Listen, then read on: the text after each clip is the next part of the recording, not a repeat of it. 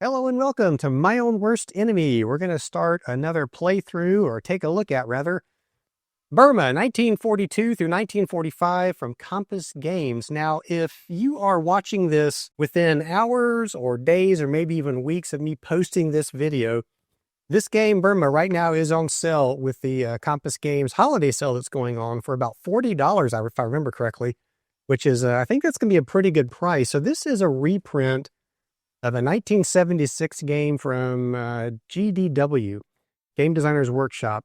So this has been updated. The rules, so this is like when Compass did, what was it called? Campaigns of World War II, or World War II campaigns, it's one or the other.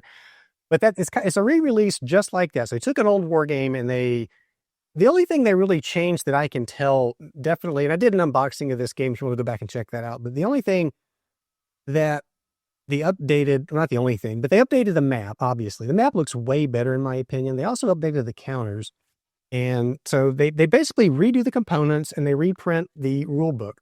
Now, I can't tell if they actually went back and rewrote any of these rules. And I will say this is a rules light game, so 13 pages of rules. But I have to say that this rule book, it's not well written. It's very hard to understand some of the concepts that they are trying to explain, at least to me. And it just seems like the wording is a little bit odd. I mean, they could have made the wording a lot more simple to explain some of these concepts. There's also some ambiguity in some of the things that I've noted, and I'll try to highlight those as we go through, because maybe you have the answer and you can help me answer those questions. But there's some oddities in here that, with the rules, that just aren't very clear to me still. So, I mean, kudos to Compass for reprinting these old games, and I think this is a good one to reprint. You know, you've got a land campaign. This is operational level. Land campaign in the Pacific Theater. I mean, how many games do we see on that? You know, kudos to them for reprinting these, but I wish they would spend maybe just a little bit more time and effort in polishing the rules, maybe cleaning them up and rewriting them to make them a little more understandable. The other thing I'm going to complain about, I mean, the counters are awesome. They're thick. They hold up really well. They clip nice. They're all clipped and ready to go. The only problem is, and you can probably see it on the board, they're too close together in color. So there's no contrast between, there's very little contrast, I should say. Here I've got a stack of Allied units. So you can barely see that on the map. But it's not just the contrast between the counters, but the contrast between the counters and the map. So it's maybe easier for me to see here in person than you can on camera, but the contrast between the counters and the map is a little off too. So I would like to have seen different colored counters. Even like the US engineers down here, you can see it's greener. So it definitely stands out more than these other ones. But between the Japanese units and the British units, it's really hard to see that difference. Now, we'll note that on the Japanese counters, if we look at one close up, the NATO symbol in the center is in red, whereas if you look at an Allied counter, they are in black. So that makes it a little easier to see when you're actually playing the game, but you really shouldn't have to do that. So let's go quickly through how to win the game and just a quick rules overview of this game. I will use the rule book here to glance from to kind of prompt me into going through this. Now, I've never played this game, and I thought I would just throw it down on the table and record it and learn it and go along and play it. I normally like to have a couple of sessions in before I do a video, but this one I'm going in cold. So, you know, please point out errors below that I might make, clarifications. Those are going to be appreciated. So starting right off, the first thing we want to talk about is victory.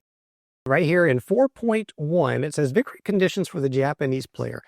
So each turn that a Japanese unit is inside of India territory, and the borders are, and I will zoom in here as we play, so this is a little bit easier to see, but there's these thick dashed borders. Here's India that runs all the way almost to the eastern side of the map. And then Burma is here. So from this border down to this other border, and this is where Siam is. So there's another border. So you've got India, Burma, Siam, and then China is just up here a little bit. So this area right here is China. So if the Japanese player can get units inside of India, anywhere inside of India, they will get half of a victory point. We will note that on the victory point track over here.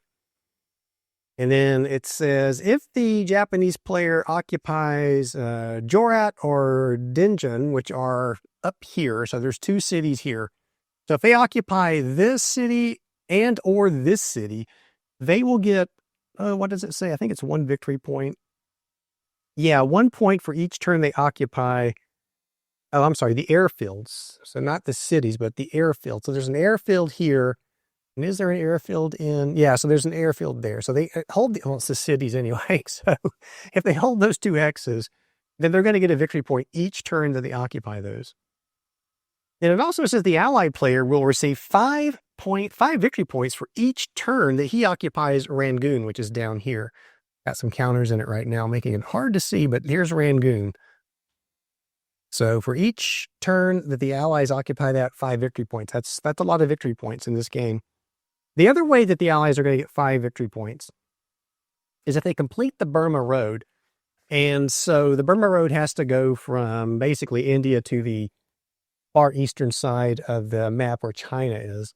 So in this case, and having looked at the map and kind of just glancing through this as I was pre-setting up some of these counters, and we'll talk about that in a second. My plan is to start the Burma Road here. It's the shortest route to get to China. And I suspect whenever you play this game, that's probably the smartest move to make, is to start up here and just try to get into China. It's not going to be easy to do, but if you build that, you complete that road, then the allies are going to get 5 victory points. And then for each turn that road is open and free of enemy units, you're going to get 1 extra point per turn. And it tells us here in the victory conditions that friendly units will negate any enemy zones of controls when chasing the Burma Road. So if there's enemy units adjacent and you have a friendly unit negating that zone of control, then you will get you'll get the point. That means that the Burma Road is open. And then it tells us if you get to turn 26, and like I said, I don't think I'm going to play this entire game, maybe just a turn or two to show you how it plays in case you want to buy this. So at the end of turn 26, there's a victory point chart here that will tell you. There you can see the Japanese decisive and tactical victories and the Allied tactical and decisive victories. And again, we will track those. Allied victory points are up here. Japanese victory points are down here. Next thing to talk about is stacking limit. This game is a little different in that, well, different for me. I haven't seen this much in a game, but let me grab one of these counters. If you look at this Japanese counter, the upper right-hand corner, there's a black circle with a 2 in it. So that's the stacking number. In a hex, you could have 10 points of stacking points, I guess they're called, worth of. So if I had 5 of these counters, then I could stack those in 1 hex. There are supply units. There's other 0 strength point units that will not have a stacking value like that, and they can stack freely with these ones that do have those values. So you can stack up to 10 stacking points per hex. And I'll show you that stacking point value chart is right there, and it tells you that you see at the very bottom of the Allied and the Japanese units, all other units, there's 0 stacking points. So that is stacking in the game. Next are zones of control. You do have zones of control surrounding the units. They're not sticky zones of control, and it costs 1 extra movement point to enter these zones of control or to leave a zone of control. And then it tells us that air units are not affected by zones of control, which makes sense. Then we have some long-range penetration units like Merrill's Marauders is in the game. They will not they'll have to pay to enter a controlled hex, but no payment to leave the hex. So that's a little bit different. And then it's just standard. You're familiar with zones of control, standard stuff. Now, one interesting thing about zones of control and movement, Allied units cannot enter a hex that contains Japanese units, but Japanese units can enter a hex containing an Allied unit. And that's kind of like their special ability, their infiltration, it's called. And it's it's still treated as a zone of control, but you're actually in the hex with the Allied unit. And then we have ground movement is next. So if you look at a counter example, and here you go, it's got the unit size at the top, the stacking point value we've already talked about. There are subformations and parent formations. I have no idea what those mean in the game other than I guess they're just flavor. There's nothing in here about parent formations and subformations having to stick together. At least I couldn't find it. So I think that's just kind of just some chrome they stuck in there. The unit type, that's the NATO symbol there. Again, so this is kind of like, and here's the NATO symbols you can see. There are things like tanks and artillery, but this is kind of like if you've ever played the Island War Quad. We played this at Buckeye Game Fest last year. Some of these specialized unit types really have no meaning either. So the artillery will have the NATO artillery symbol, but there's nothing about long-range artillery fire. And, again, you're at the operational level. That's probably why. And these turns are 1 month turns. So you'll have some units that really just kind of like, well, okay, just worry about the combat strength and the movement factors, which you will worry about. First one is combat. The second one is movement. And so you will spend those movement points moving on the board. There is a nice player's aid card for that. There's a terrain effects chart, which will tell you the cost to move through some of these hexes and some of the effect on combat if you are in those hexes. There is strategic movement. So basically, if you stay on a road or a railroad and never leave it, then you will get some extra movement for that. There's air movement. There will be air units in the game. I think they come in later. In fact, well, we'll look at the order of battle sheets in just a second. But yeah, they come in later. There are what they call long-range penetration units. So you'll have parachute teams that can drop in. You can drop supply. You can create these airheads, these airfield supplies. You can build. There are already, as we saw with the objectives up there, and a couple more locations or some along the edge of the map here, there are airfields already existing on the map, but you can also build those during gameplay with an engineer unit. This is an engineer unit. Now, they do actually have meaning in the game, so it's called out that the engineer unit will build your Burma Road, the airfields, and those kinds of things. And so you can see that's actually a UK unit, which is in here is where I put him. Because like I said, he's going to be building the Burma Road. And you can also have glider assaults. Sea movement. Now, there's not much sea on the map. There's just this little stretch here. There are 2 sea bases for the Japanese they call them sea bases. I think they call them sea bases, but they're more like, I don't really know what they're like. We'll talk about them when we get to them. But basically, they call them bases for short-range patrol boats that can actually move around and attack the shoreline. So I guess they're kind of just saying it represents maybe those boats and the base all at once. I don't know. Like I said, this is operational level, so some of these units, and I've been playing tactical for a while, so some of these explanations seem a little strange, but that may be why. So you will get naval transport points in this game, and those will come in on the turn tracks. It'll tell you, let's zoom in real quick to the turn track so I can show you this. So you will have the Japanese are up here, the Allies are down here. You'll get naval transport points per turn. So you'll get, for the Japanese, you can see there's a lot of 1s in the beginning, then it goes to 0. The Allies also get 1. So the way that's going to work is for every 1 point that you're allocated, you can move specific types of counters. You could move like 1 supply counter or 3 stacking points of ground units or 1 non-zero or 1 unit with 0 strength point value. And so you just have to kind of follow along. Now, I believe it says you can carry these over from turn to turn. And I'm looking to see, well, no, it says you can't. So naval transfer points may not be saved, which that's going to suck, I'm sure. So let's go ahead and zoom back out again. All right, next thing will be, well, there's amphibious assault. Next thing will be combat. This is fairly simple. If you're familiar with these old games from the 1970s, you're going to have another player's aid card here. You're going to have a combat results table, and of course, you're going to have the attacker retreats, exchanges, defender retreats, and all that kind of stuff. So not much of a difference in combat if you're familiar with the older games. And then supply. Now, this supply here is a little interesting the way it works, we'll say. There are 3 supply states that a unit can be in. There's isolated, where they're out of supply, basically. There's general supply, where a unit can be in supply, but they can only defend in that situation. Then there's something called attack supply, which is where you have to spend let me see if I can grab a supply counter. There's one over here. You have to spend one of these supply counters that you are given, and that will let you conduct combat. So you'll get that supply counter to where you want to conduct combat. You will remove that counter and expend it, and then it will let you attack with units that are within, I think it's 2 hexes of where that marker was.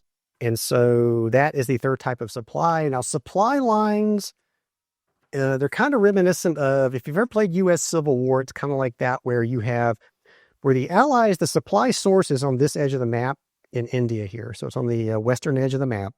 For the Japanese, it's going to be Rangoon, and then it's going to be any land hex along the southern edge of the map over here. And I know it's flipped. You're looking at the thing and it's like, this is the southern edge. And no, the game is actually played this way. So this is the southern side of the map.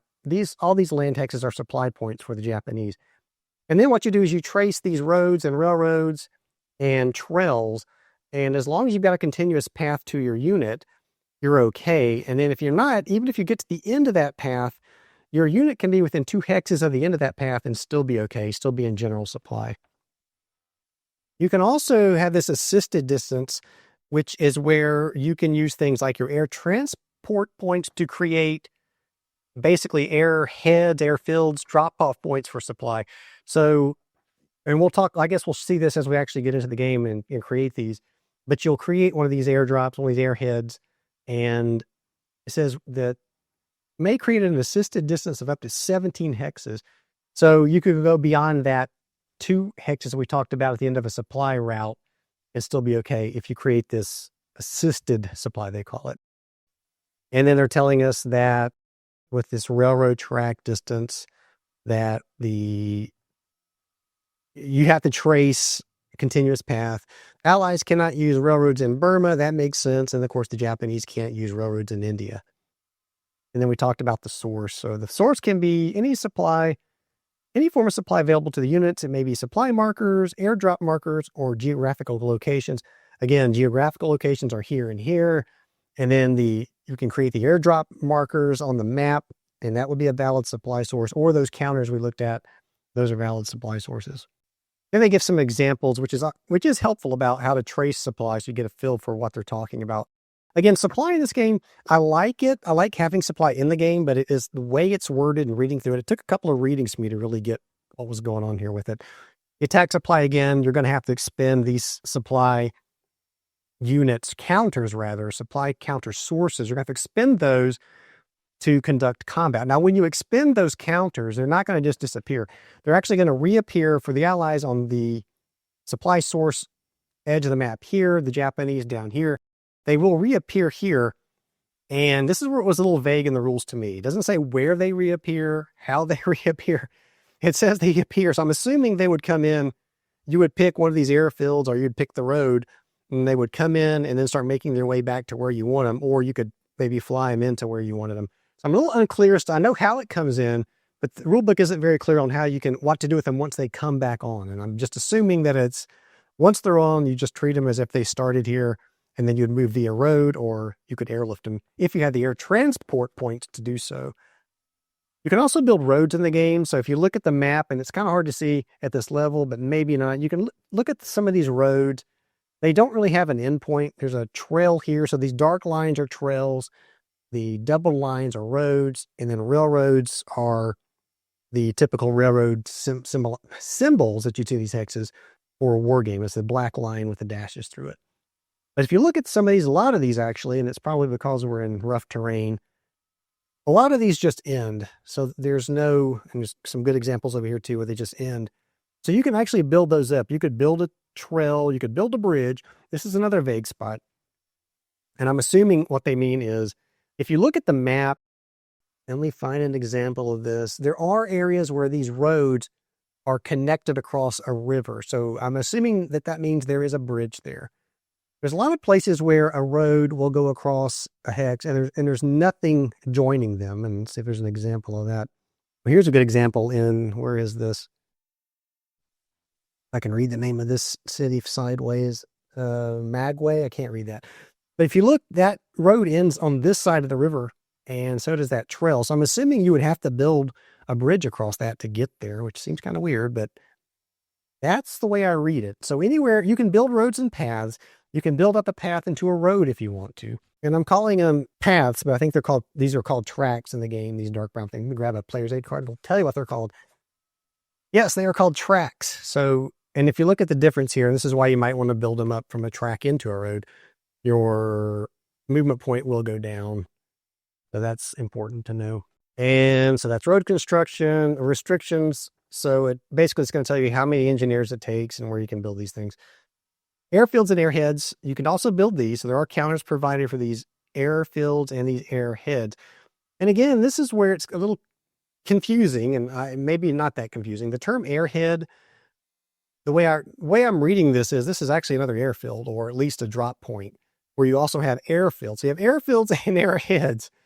And I guess this gets treated like an airfield in some cases. So you would drop these, or I guess build these in a hex, and you would have like another, maybe a grass landing strip or something where you could move these units.